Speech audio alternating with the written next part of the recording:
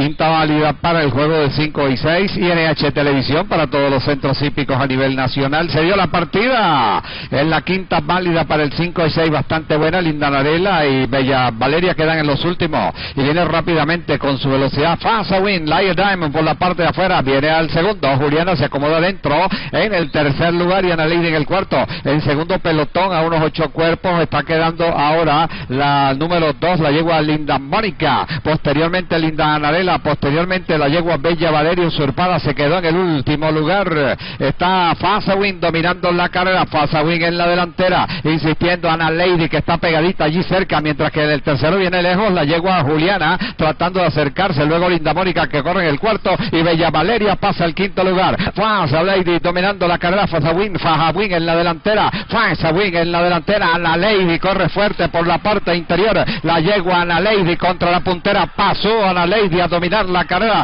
Fajawin quedó en el segundo. Juliana viene atropellando por segunda línea y por la parte de afuera Bella Valeria, que pasa el cuarto. Está Ana Lady dominándoles la carrera. Juliana en el segundo. Bella Valeria trae buena atropellada por la tercera línea, dominando la yegua Ana Lady. Les está ganando la número 6. Al final viene Linda Mónica fuerte y les ganó Ana Lady. Linda Mónica en el segundo.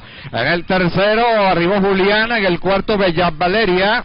El quinto lugar es para la yegua Fasawin, luego la yegua Linda Anarela, posteriormente usurpada y fuera de carrera queda Lion Diamond.